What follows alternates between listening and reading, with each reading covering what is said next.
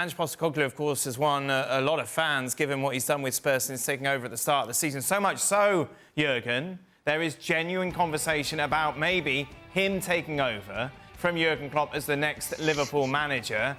How would you see that fit? Do you think that would work? Do you think that's something that could work for both sides? No, I don't see that coming. I don't see Ange going away from Spurs. I think he starts a very exciting project. He's started very, very well. You know, Spurs were up on top in the beginning of the season, but we all knew it's not going to last forever. So I think the Spurs fans, they all enjoyed it for the first couple of months to look at the table. I think reality is right there where they are right now, spot 4 or 5. That's the fight that Spurs has to fight right now, making sure they get into the Champions League for next season. That would be a tremendous positive outcome of his first year at Spurs. Whoever wants to follow in the footsteps of Jurgen Klopp will have a very, very difficult task. Yeah. Will have a very difficult job. And I look back a little bit at that transition, you know, when Sir Alex Ferguson left, obviously, the helm there at Man United, and David Moyes stepped in. I still believe that David Moyes was the right manager for Man United at that time, absolutely. But he was not giving the time. You know, he was not even given a year. I think whoever steps now into the footsteps of Jurgen Klopp needs to get at least a chance to be there for 2-3 years, at least 2 years, at least 2 seasons, you know, to kind of slowly make things the way he wants it to do and shape the team the way he wants to do. But it's going to be very, very, very difficult. So I'm not surprised that Xabi Alonso, you know, said that he will remain with Leverkusen for the time being for another year, which is fantastic news for Leverkusen, obviously. But he knows that following on Jurgen Klopp at Anfield is pretty much impossible. It will take 2-3 years for that transition to happen. Even if Liverpool wanted Postecoglou, and there are others, Tottenham have one of the most stubborn Mr. Levy, chief executives that runs the club for Mr. Lewis and his investment group. He's never, ever, ever, I would imagine now, going to let go of something that I don't think even he believed. Because let's not forget, Postecoglou was not even in the top 3 for getting that job, right?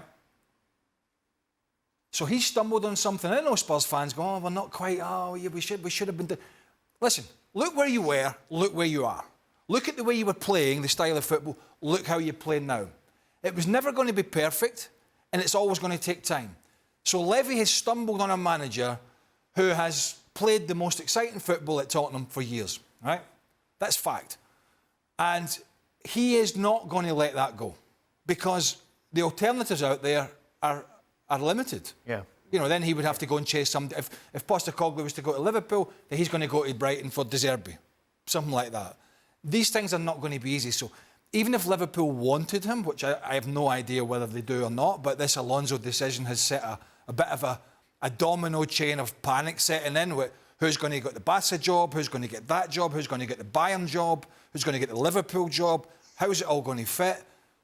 I don't see Levy even entertain. Don't forget, he turned down some big money for Harry Kane. He was very stubborn on Harry Kane right to the end for many a year.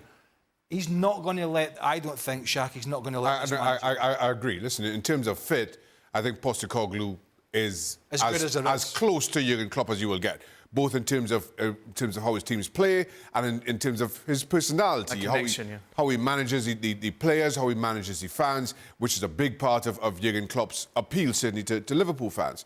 But while I say all that Ange Postecoglou absolutely is the perfect fit, I'm with Craig in that I don't think anybody is looking forward to picking up the phone to Daniel Levy to try to convince him to let go Postecoglou. I think that's a pretty short conversation that ultimately you'd be frustrated in, and then all of a sudden now you have to cast your net a whole lot wider. It's a good job Ancelotti stayed at Real Madrid for another couple of years, isn't it?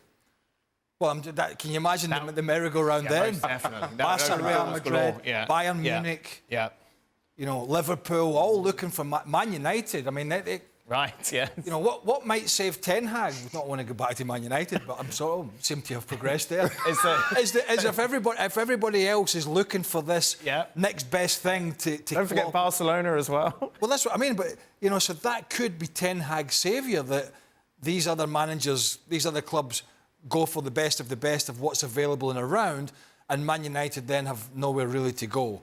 So that could save him.